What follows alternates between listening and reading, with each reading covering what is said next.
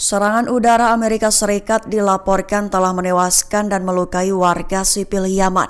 Dilaporkan juga bahwa beberapa korban masih terjebak di bawah reruntuhan. Mengutip Al-Mayadin pada 9 April, hal itu diutarakan oleh sumber-sumber lokal pada Selasa 8 April 2025. Dikabarkan bahwa agresi yang dipimpin Amerika Serikat terhadap Yaman telah menargetkan beberapa lokasi dengan serangan udaranya.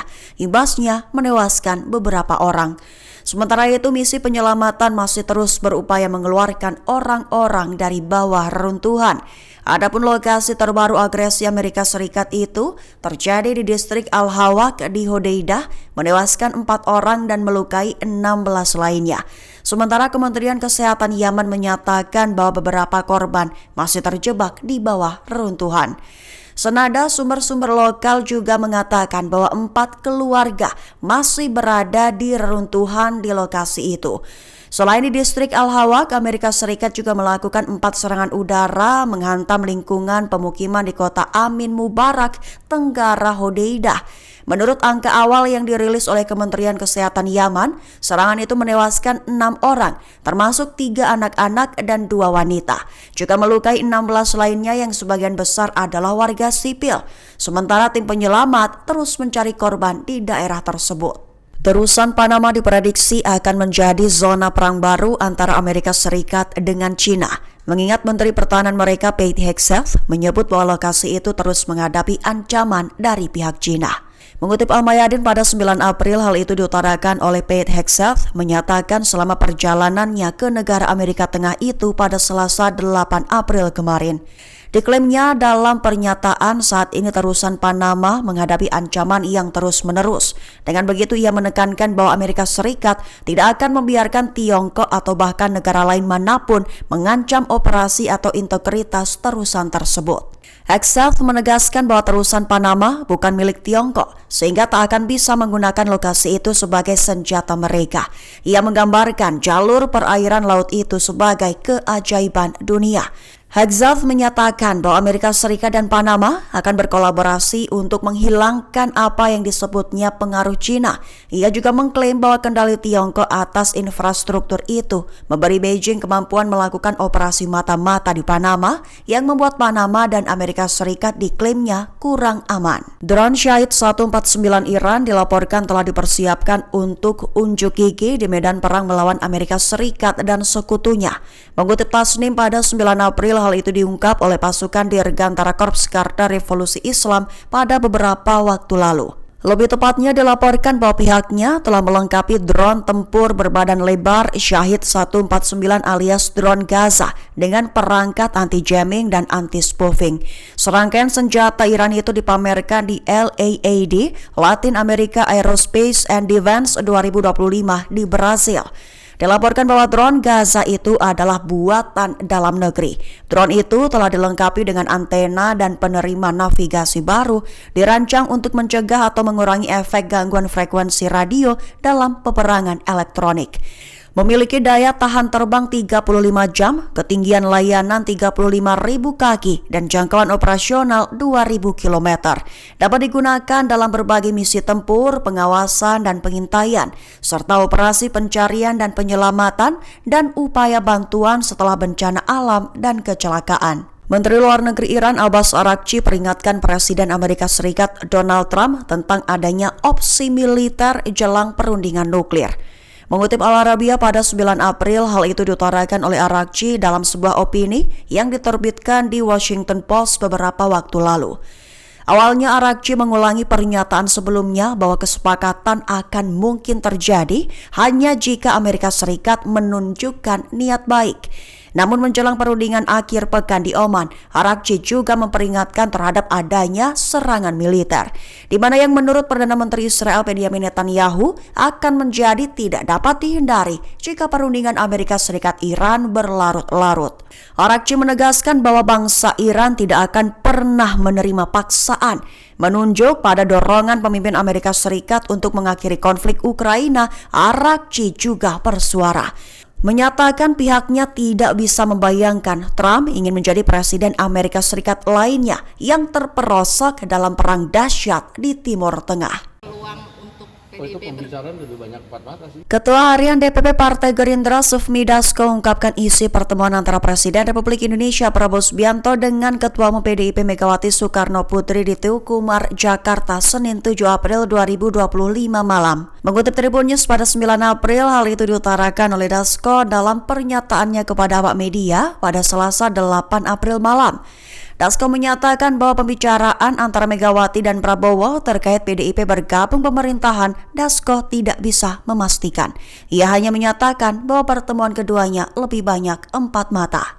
Selain itu, menurutnya perbincangan 4 mata Prabowo dan Megawati juga diwarnai canda tawa. Dasko memberikan bantahan terkait pertemuan Prabowo dan Megawati yang diduga dilakukan secara sembunyi-sembunyi. Ia mengatakan pertemuan kemarin adalah sesi silaturahmi Prabowo dengan Megawati dilakukan dalam rangka Idul Fitri. Lantas Dasko mengatakan bahwa dirinya tidak tahu secara persis apa saja yang dibahas Prabowo dengan Megawati. Tetapi Dasko menyebut bahwa keduanya membicarakan bagaimana masa depan Indonesia. Isi pembicaraan juga diklaimnya tidak luput dari situasi global dan bertukar pengalaman. Ukraina disebut akan terancam diserang jarak jauh oleh militer Rusia, mengingat meriam koksan Korea Utara mulai dipindahkan ke wilayah Crimea. Mengutip Tribun News pada 9 April, hal itu diutarakan oleh lembaga penyiaran Jerman ZDF beberapa waktu lalu. Diketahui meriam koksan adalah satu di antara sistem jarak jauh buatan Korea Utara. Menurut ZDF, sebuah video yang muncul secara daring memperlihatkan meriam self-propelled koksan milik Korea Utara diangkut dengan kereta api melintasi wilayah utara Crimea. Adapun pemindahan itu disebut telah menunjukkan meningkatnya keterlibatan militer Korea Utara dalam perang Rusia-Ukraina. Sistem artileri koksan kaliber 170 mm dikenal sebagai satu di antara artileri lapangan konvensional dengan jangkauan tembak terjauh di dunia.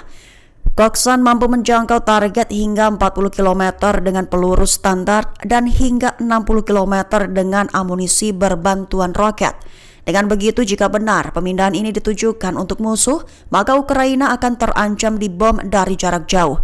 Bahkan analis militer barat memperingatkan bahwa koksan dapat digunakan untuk membombardir kota-kota utama seperti Kherson dan Zaporizhia. Perdana Menteri Israel Benjamin Netanyahu memperingatkan pemimpin tertinggi Iran Ayatollah Ali Khamenei dan Presiden Amerika Serikat Donald Trump, di mana opsi militer dalam konflik Amerika Serikat dan Iran tidak akan bisa dihindari jika pembicaraan tentang nuklir berlarut-larut. Mengutip Kabarni pada 9 April, hal itu diutarakan oleh Netanyahu dalam sebuah klip video yang rilis Selasa 8 April 2025. Awalnya Netanyahu mengklaim setuju dengan Trump bahwa Iran tidak boleh memiliki senjata nuklir, seraya menambahkan bahwa itu dapat dilakukan melalui perjanjian di mana isinya akan menjamin pembongkaran fasilitas nuklir Iran di bawah pengawasan Amerika. Itu diklaim Netanyahu adalah hal yang baik, di mana jika itu tidak terjadi alias mereka menunda perundingan, maka tidak ada jalan keluar dari opsi militer. Netanyahu memperingatkan bahwa opsi militer melawan Iran tidak dapat dihindari jika pembicaraan itu berlarut-larut. Hizbollah diklaim siap mengadakan diskusi alias pembicaraan tentang pelucutan senjata dengan Presiden Lebanon Joseph Aoun. Namun diketahui syaratnya ada di tangan Israel. Mengutip Al Arabiya pada 9 April, kabar itu diutarakan oleh 3 sumber politik Lebanon dengan tanpa disebutkan namanya. Diketahui seruan agar Hizbollah Lebanon melucuti senjata semakin menguat. Dengan begitu, seorang pejabat senior Hizbollah mengatakan kepada sumber utama bahwa kelompoknya siap mengadakan pembicaraan dengan Aoun mengenai senjatanya. Namun hanya jika Israel menarik diri dari Lebanon Selatan dan menghentikan serangan mereka. Dengan begitu, Presiden Joseph Aoun yang didukung Amerika Serikat dikabarkan mulai bertindak. Pihaknya bermaksud untuk segera membuka pembicaraan dengan Hizbollah mengenai persenjataannya tersebut. Hamas melontarkan kutukan keras atas agresi IDF yang bunuh puluhan warga sipil Palestina di Gaza, menyebutnya bukan sebuah tekanan melainkan sebuah aksi balas dendam. Mengutip Al Arabiya pada 9 April, hal itu diutarakan oleh Hamas dalam pernyataannya yang diterbitkan pada Selasa 8 April 2025 kemarin. Lebih tepatnya, Hamas mengutuk tindakan Israel di Gaza, menuduh mereka melakukan serangan balas dendam terhadap warga sipil yang tidak berdosa, alih-alih hanya menerapkan tekanan militer saja. Menyerukan masyarakat internasional untuk memenuhi tanggung jawabnya dan segera menghentikan kekejaman yang tak kunjung reda di Gaza. Dengan munculnya pernyataan itu, Hamas menekankan bahwa eskalasi militer tidak akan membawa sandera Israel kembali hidup-hidup, tetapi justru membahayakan dan membunuh mereka. Juga menekankan bahwa negosiasi tetap menjadi satu-satunya cara untuk menjamin pembebasan semua sandera. Download Tribun X sekarang, menghadirkan lokal menjadi Indonesia.